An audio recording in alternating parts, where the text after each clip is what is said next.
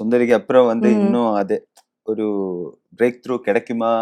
கரெக்ட்டா போகுமான்னெல்லாம் யோசிக்கும்போது, கரெக்ட்டா அதுக்கு ஏத்த மாரி செல்லமே செல்லமே அமைஞ்சிச்சு. நல்லா தான் போயிட்டு இருக்கு. ஓகே. இதுவரைக்கும் எங்கேயும் பிசிறு தட்டாம நல்லா போயிட்டு இருக்கு. ஓகே. 2 பசங்களுக்கு அப்பாவா நீங்க வந்து ஆக்ட் பண்றீங்க இல்லையா? ஆமா. அதுவும் அப்பா அந்த பசங்ககிட்ட பிரிஞ்ச ஒரு அப்பாவா வந்து இருக்கீங்க. அது வந்து நெறைய எமோஷனல் சீன்ஸ் இருந்துச்சு. ம். ஆடியன்ஸால இது ஈஸியா கனெக்ட் ஆக முடிஞ்சது இல்லையா? ம். சோ அந்த கேரக்டர பத்தி சொல்லுங்க. எப்படி உங்கள ஃபர்ஸ்ட் வந்து அப்ரோச் பண்ணாங்க? அ அதான் ஃபர்ஸ்ட்டு வந்து ஃபர்ஸ்ட் வந்து நான் என்ன யோசிச்சேன்னா, எப்பவும் போல ஒரு ரொமான்டிக்கா வந்து ஒரு ம்.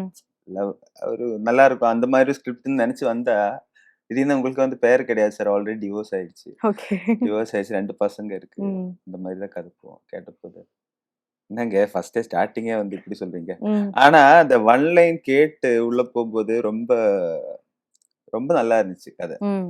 அது வந்து என்ன எனக்கு இன்னும் நெறைய அந்த இதுக்கு முன்னாடி ஷேட விட இதுல இன்னும் கொஞ்சம் கூட என்னோட இது காமிக்க முடியறதுக்கு பெர்ஃபார்மன்ஸஸ். பெர்ஃபார்மன்ஸ் வந்து ம். காமிக்க முடியும். அது எனக்கு உணர்ந்துச்சு. ஸோ, அதனால நான் உடனே எஸ் பண்ணலாம் சொல்லிட்டேன். ஓகே.